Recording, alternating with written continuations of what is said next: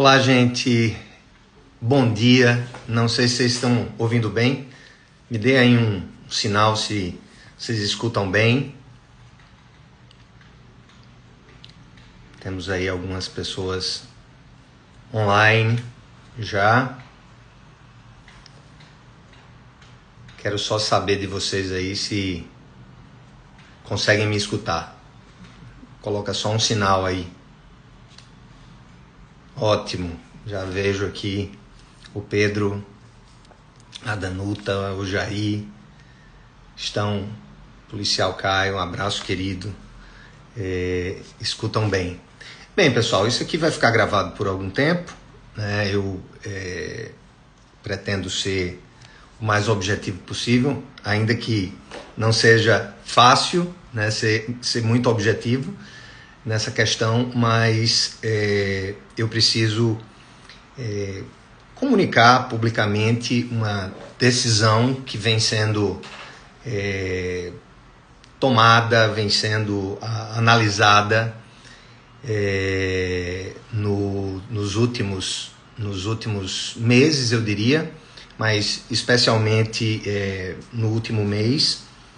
E eu queria só contextualizar um pouco da minha história, especialmente aqueles que me seguem e me conhecem mais. Os meus seguidores nas redes sociais, eu considero que há 3 grupos: os que me seguem pela questão jurídica, em razão da minha função como procurador da Fazenda Nacional. Outros me seguem em razão do ministério pastoral, da minha atuação como pastor batista. E outros me seguem mais por causa da política, né? Eu até acho que os que estão aqui, a grande maioria, tem um interesse nesse tema, e esse tema realmente é palpitante, né? E a gente vive um tempo em que a questão do engajamento político no Brasil talvez nunca tenha chegado ao nível que chegou. Hoje, basicamente, todo mundo tem algo a dizer sobre política, sobre o futuro do país. Mas eu preciso contextualizar um pouco a minha história. Eu tomei uma decisão lá no final da minha adolescência, junto com a minha esposa, que nós iríamos ganhar a vida como concurseiros, né? Fazendo concurso e estudando. Então a gente dedicou muito tempo do nosso tempo de namoro para isso, e fomos bem-sucedidos já no início. Entramos no serviço público com cerca de 20 anos de idade, 21 anos de idade, na Justiça Federal, depois de um concurso público muito concorrido, eu e ela. E depois nos casamos, eu continuei estudando e ocupei outro cargo, fui auditor do trabalho, auditor fiscal do trabalho, entre os anos de 95 e 2000, e concluí uma outra graduação, concluí Direito, e fui estudar para um concurso que, na verdade, eu nem esperava passar, porque eu não tinha concluído o curso ainda, e acabei passando antes de concluir, e é uma longa história. E agora, em julho, estão fazendo 25 anos de AGU, como membro da AGU, enquanto procurador da Fazenda Nacional. Então, eu construí minha vida, criei meus filhos, dependendo exclusivamente desse trabalho, né? Do meu trabalho, do trabalho da minha esposa. Somos servidores federais, então, somando o tempo, por cerca de mais de 30 anos, são 32 anos, fez esse ano, e isso me dá muito orgulho, porque sei que foi fruto de muito estudo, de muito trabalho, né? Dera que a política fosse também assim, né? Que a gente estudasse para passar, para ser aprovado para posições políticas, mas não depende da gente, depende das pessoas, e a gente tem que colocar o nosso nome à disposição, e isso é muito bom, isso compõe a democracia, isso compõe a nossa história. Já depois de ser procurador, 2 anos depois, e pouca gente sabe dessa história, eu me rendi a um chamado pastoral, estudei também teologia, fui para o seminário, paralelamente ao curso de Direito, e fui ordenado pastor no ano de 2002. Portanto, 2 anos depois de eu ter definido o meu futuro enquanto servidor público, como procurador, e minha esposa também trabalhando. Então, o ministério pastoral para mim sempre foi sacerdócio mesmo, dedicado às pessoas, né? Para além do meu tempo, para além das minhas ocupações, eu acrescentei, né, já a minha vida com 3 filhos, casado e com trabalhos que exigem muito da gente, nas posições que nós ocupamos, nos dedicarmos, eu e ela, a cuidarmos de pessoas, cuidarmos de vidas. Então, para aqueles que não sabem, eu não vivo do ministério pastoral. Embora se vivesse, isso seria justo. A Bíblia diz que o obreiro é digno do seu salário. Eu não veria nenhum problema em ser mantido pela Cidade Viva, em ser sustentado por ela. Mas Deus nos deu um outro caminho, e esse outro caminho nos sustenta muito bem, a ponto de nos permitir ter ajudado na fundação desse projeto, lá no ano de 2004.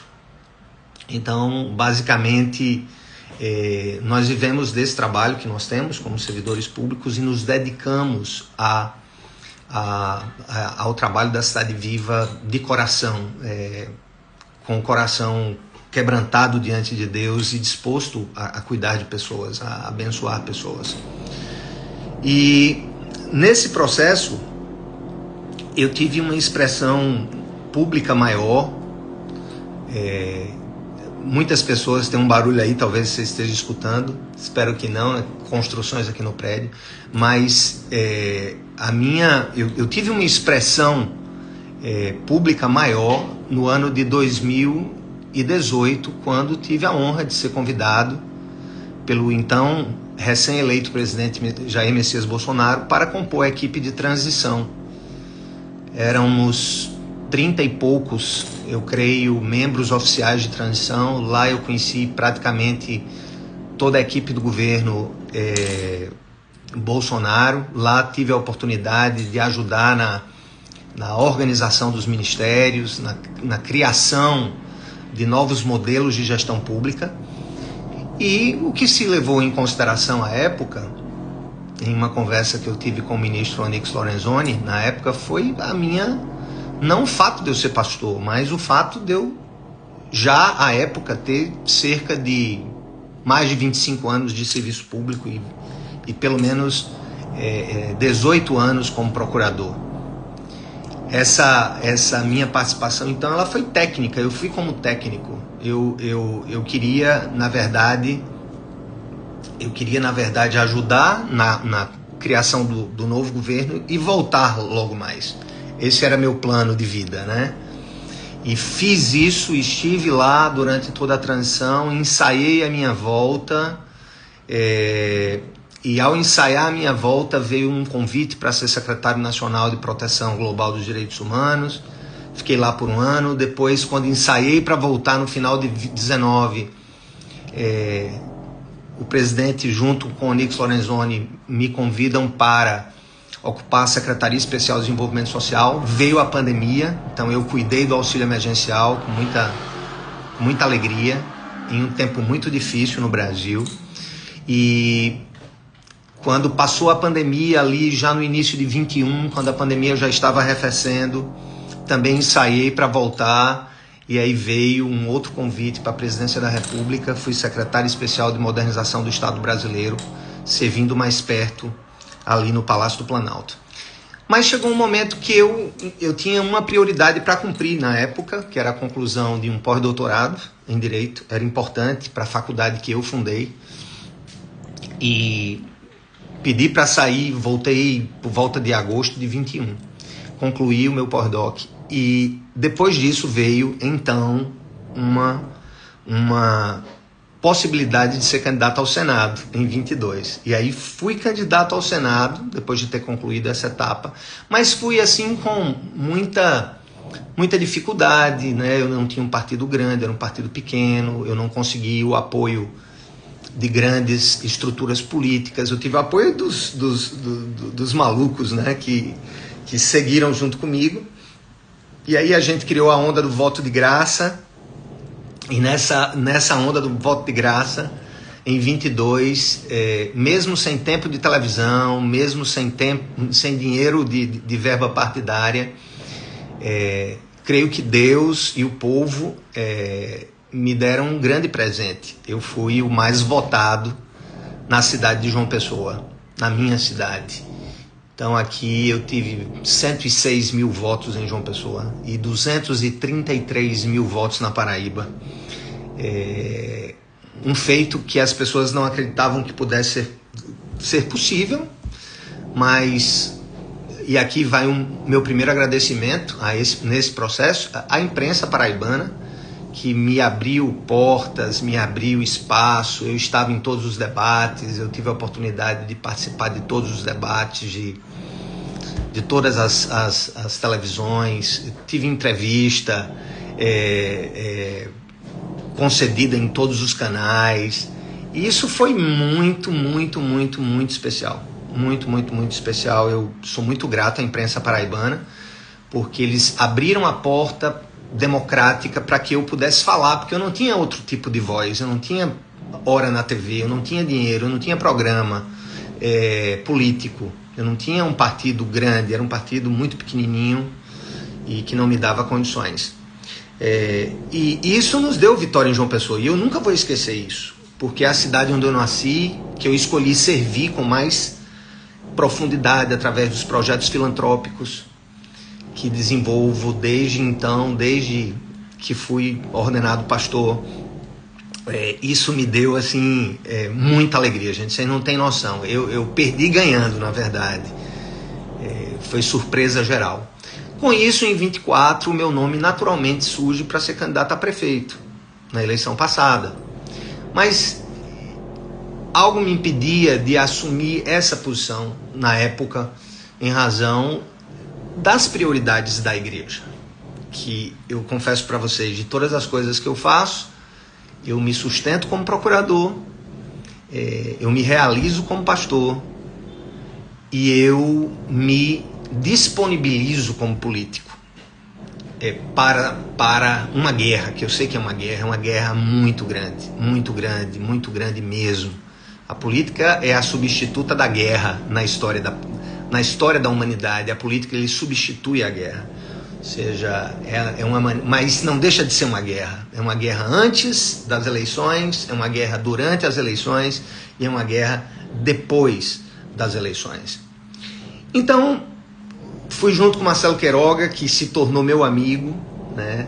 E nesse processo dessa amizade que foi se construindo junto com o Gilberto, junto com o Valber, junto com o Carlão, o Fábio, a Morgana, a Valquíria, o Major Fábio, eu vi que eu consegui de alguma maneira contribuir para a unidade desse grupo. Eu acho que um cristão deve, onde ele for, ele deve lutar para gerar convergência e não divergência. Então eu acho que a minha participação como vice de Marcelo, eu consegui mostrar e deixar uma mensagem para João Pessoa, que não era a minha intenção ter poder ou ocupar uma posição.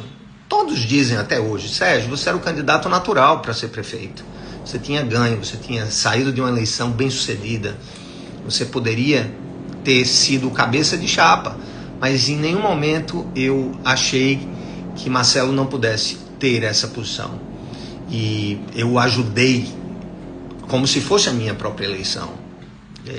E todos sabem disso, todos que andaram junto comigo sabem que eu me esforcei, Agora, me esforcei com muitos danos pessoais, e um dos grandes danos é sempre deixar o meu trabalho como pastor, o meu ministério, a minha vocação pastoral em suspensão, porque eu também nunca quis abusar de poder religioso.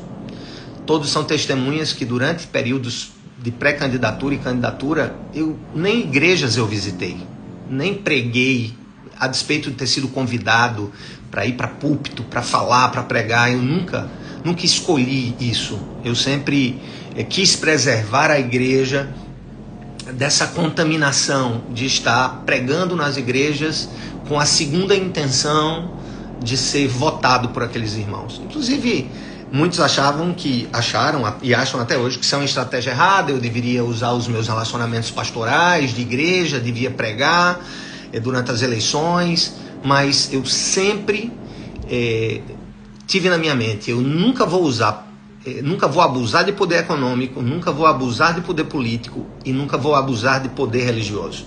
Então isso para mim sempre foi muito danoso. Imagina você se afastar da sua comunidade durante meses para ir para algo que não é o que está no seu coração, como aquilo que lhe move, né? Mas como algo que você se sente obrigado, você se sente em missão, né? Pela sua cidade, pelo seu estado, pelo seu país. Bem, irmãos, então, depois da eleição de 24, começa a se construir isso com o consenso do PL, dos meus correligionários do Partido Novo, de lideranças nacionais, como Deltan Dallagnol, como Marcel Van Hatten, como o senador Girão, do meu partido junto com o PL, em um consenso, junto com o presidente Bolsonaro, junto com Marcelo Queiroga, com o presidente do partido, o presidente nacional, o presidente Valdemar, que sempre me tratou com muita deferência, com muito respeito, e me trata até hoje, com consenso junto com Gilberto, com toda a equipe, né, de eu ser um dos candidatos, né, da chapa para o Senado, para ser candidato ao Senado. E começa a se desenhar um cenário perfeito, né? Então, um partido forte, lideranças fortes, tendo toda um apoio desses atores tão importantes, tendo apoio, você pode não considerar isso, mas eu considero, da maior liderança política popular do Brasil, o presidente Jair Bolsonaro, né? E isso foi realmente muito importante saber disso. Então, o que é que eu tenho? Eu tenho a possibilidade, sim, de ser candidato ao Senado por essa junção de partidos. Quando eu anunciei que ia falar sobre o assunto, um jornalista amigo disse assim: Sérgio, você está tendo algum problema com o partido? Como você teve? E eu me refiro ao querido Rui Galdino, que à época, em 22, fez o caminho para que eu entrasse no PRTB e tivesse como concorrer, né? Porque eu não tinha partido em 22 e o Rui foi muito importante nesse processo, quero reconhecer. Então ele perguntou se eu estava tendo algum problema com o partido. Eu disse: não, Rui, pelo contrário, eu estou no cenário político mais favorável da minha vida, o mais favorável. Eu tenho partidos, eu tenho amizades, eu tenho apoios, eu tenho a convergência de pessoas que torcem por isso. Sob o ponto de vista de cenário político, eu acho que esse é o meu melhor momento. É o melhor momento. E é exatamente nos melhores momentos da vida que a gente tem que tomar decisões. E tem que realmente olhar para esses quadros e dizer assim: poxa, o que é que eu vou fazer com isso? O que é que eu vou fazer com esses apoios? O que é que eu vou fazer com essas pessoas que estão comigo, né? O que é que eu vou, que decisão eu preciso tomar? E dentro desse novo cenário, eu preciso escolher, eu preciso eleger prioridades na minha vida. Quais são as minhas prioridades? Quais são as minhas visões agora de vida? Onde eu acho que eu posso jogar melhor? Onde eu não posso ser substituído? Isso é uma pergunta. Eu acho que quem quer ser servo de um bairro, uma família, uma nação, não é o que eu quero ser, é onde eu sou mais necessário. Eu acho que essa é a pergunta. E eu não posso, eu sei, gente, que mais uma decisão, especialmente agora que as coisas estão se antecipando, você vê que mal acabou a eleição de prefeito, já se começou a eleição de 26. Isso para quem é da política, isso para quem vive da política como prioridade, E aqui eu quero dizer, nós não podemos, gente, criminalizar a política. Nós não podemos dizer que todo político é ladrão. Nós não podemos dizer que política é coisa do diabo. Não, política é uma das maneiras de você atender as pessoas, de você promover justiça, de você realizar de maneira justa, de maneira técnica, aquilo que é melhor para as pessoas. Então, não devemos absolutamente criminalizar a política. E também acho que não há nenhuma incompatibilidade, no meu caso, que sempre tive uma vida como alguém que se sustenta como procurador, que se realiza como pastor e que serve como político. Eu nunca vi incompatibilidade entre essas três coisas. Desde que você haja de maneira correta, de maneira justa, de maneira respeitando a moralidade, respeitando a legalidade, sabe, tendo atitudes que sejam condizentes com a sua profissão de fé, não vejo nenhum problema com isso. Então, não se trata de escolher entre o que é errado e o que é certo. Algumas pessoas chegam para mim e dizem: não, pastor, vá lá, você vai ser senador, porque senador é de Deus. O outro vem e diz assim: não, senador é do diabo. Eu recebo cartas dizendo de um lado e de outro, né? Outros vão dizer: não, servir na igreja é mais importante, ou servir como procurador, se aposentar aí, resolver sua vida, que já está resolvida, você não precisa de política. Quantas vezes eu não escuto isso, tá? Então não se trata absolutamente de escolher entre o que é pior, entre o que é melhor. Eu quero deixar isso bem claro para os que me ouvem, para a imprensa. Eu não estou aqui escolhendo entre algo que é de Deus e algo que é do diabo. Não, para mim, tudo que eu faço na vida, eu faço para glorificar a Deus e para abençoar as pessoas. Tudo que eu faço, ou pelo menos eu tento fazer, nem sempre consigo, é para glorificar a Deus e para abençoar as pessoas. Se eu não conseguir de alguma maneira abençoar as pessoas, então eu estou fora. E nem sempre a gente consegue, mas pelo menos é o que eu tento fazer da minha vida e na minha vida. Então, queridos, dentro disso eu cheguei a uma conclusão.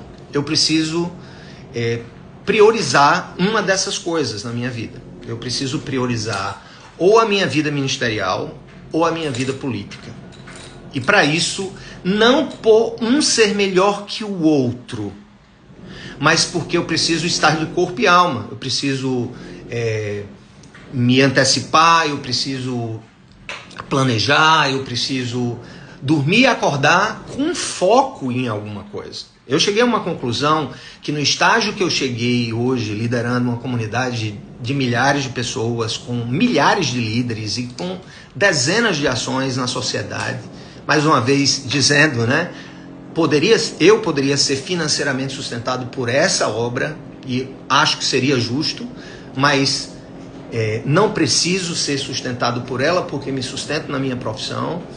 Então, pretendo me aposentar, né? Falta pouco tempo. Então, não se trata de escolher entre o bem e o mal. Se trata de eu escolher agora entre o que é conveniente e o que não é conveniente. O que é mais, onde eu acho que eu posso atuar com mais precisão e onde eu posso atuar com menos precisão, tá? Então, a decisão que eu quero comunicar agora para vocês, ela diz respeito à prioridade e não entre certo e errado, tá? É certo trabalhar? É certo casar? Mas você não pode, por exemplo, priorizar o trabalho contra a sua família. Então, a minha decisão agora que eu vou, tá, falar para vocês é sobre eu preciso ou deixar a minha função pastoral, ou eu preciso deixar a minha, pelo menos nesse momento da vida, a minha função política. E indo direto ao ponto, eu tomei a minha decisão, tá? Eu tomei a decisão de ouvir a voz do Espírito, ouvir meus conselheiros, ouvir os meus pastores, ouvir o meu conselho de presbíteros, ouvir minha mulher, ouvir os meus pais, ouvir os meus filhos. E, inclusive, essa decisão eu já conversei particularmente já com Marcelo Queiroga, com o Gilberto, com outras pessoas mais próximas. O próprio presidente Bolsonaro sabe dessa decisão. né, que eu estou deixando com relação à possibilidade de ser candidato ao Senado Federal, tá? E eu lhes digo com muita serenidade, né, que eu não serei candidato ao Senado.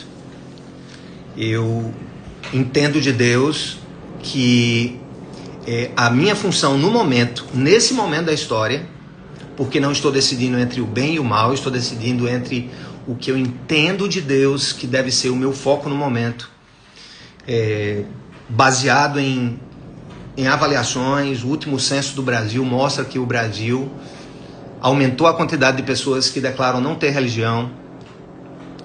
Nós estamos todos muito feridos, nós estamos em uma sociedade extremamente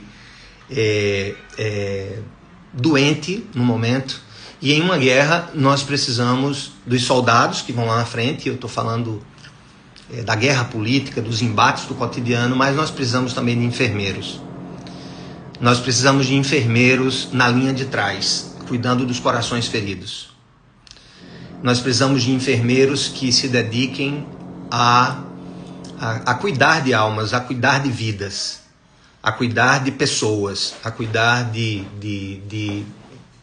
dos feridos. Eu sei que a gente vive uma grande transição política no Brasil. Quero dizer que eu não sou neutro, eu tenho um lado, tá? Eu não sou sabão neutro, eu tenho um lado, eu sou do lado de um Estado menor, eu sou do lado de poderes em equilíbrio e não poderes que estejam destoantes. Isso eu falo como acadêmico, falo como professor de direito. O Brasil precisa de reequilíbrio nas forças, nos seus poderes, e eu sou por isso.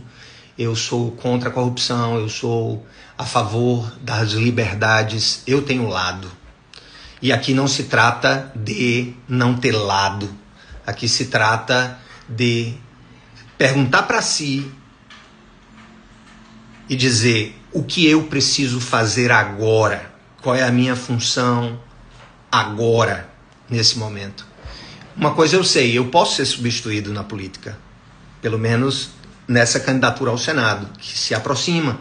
Nós temos Gilberto, nós temos Marcelo, nós temos Morgana, nós temos Raquel Santana, por exemplo, que é uma mulher de fibra. Nós temos tanta gente aí. Nós temos aí um colega, o Lampião, que quer se candidatar. Nós temos nomes de peso como a própria Simone Queiroga. Nós temos Major Fábio, nós temos Carlão, nós temos Fábio. Hoje são tantas pessoas e eu tive a bênção de poder estar junto com eles e de dizer assim: eu estou aqui para servir. E eu quero dizer que eu estou aqui para servir, eu vou continuar a servir na minha cidade.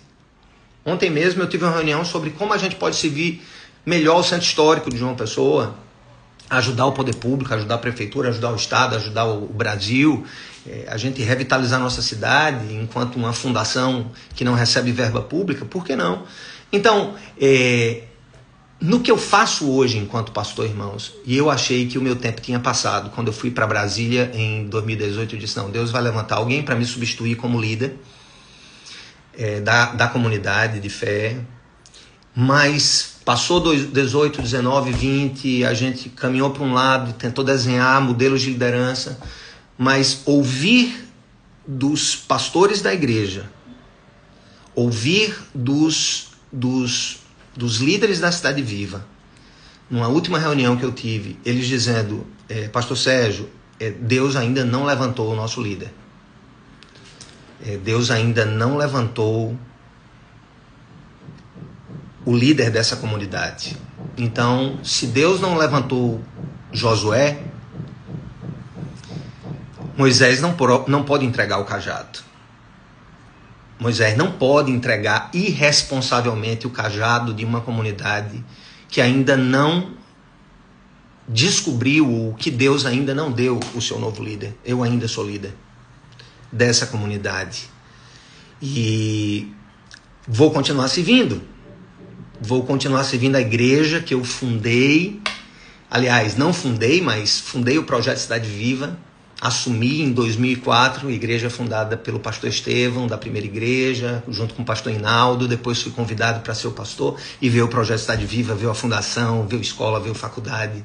E como é bom eu saber que eu contribuí para tudo isso e ao mesmo tempo dizer assim, eu não preciso, até hoje, ser sustentado por essa obra, porque Deus me deu um emprego público que me serve muito bem, que me dá uma vida muito digna.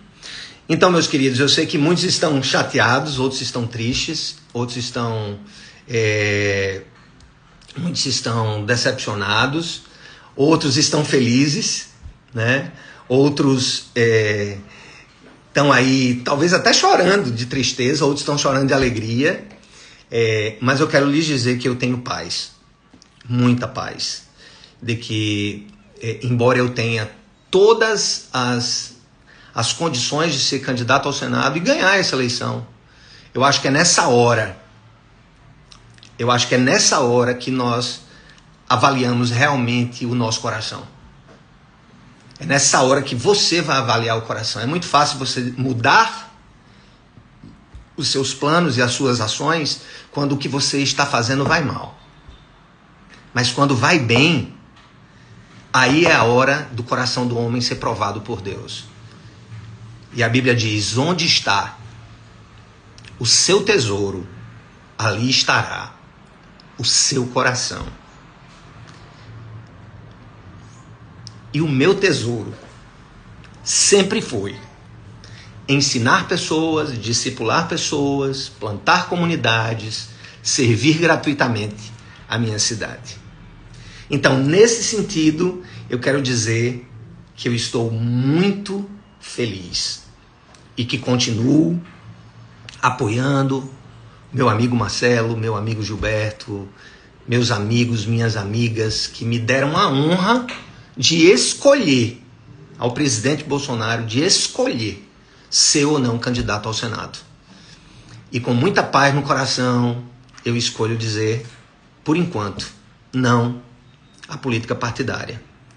E focar mais a minha vida na expansão do reino de Deus, que se dá também através da política, se você for um homem ou uma mulher de Deus, mas através da esfera da fé, através da esfera da comunidade, da igreja.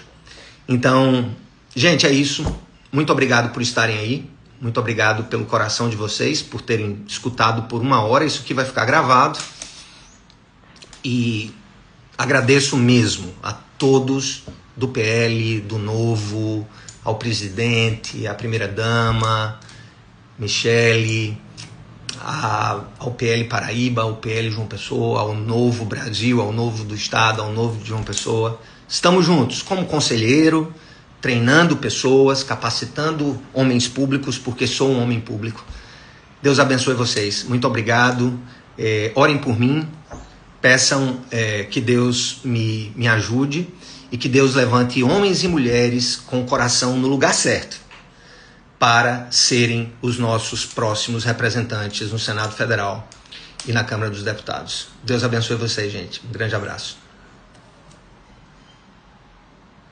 E eu peço, só um instante, que vocês, eu vou encerrar agora, vocês possam compartilhar, vai ficar no meu Instagram, que vocês possam compartilhar, curtir, comentar o que vocês acharam, tá? Deixar a sua impressão sobre tudo isso.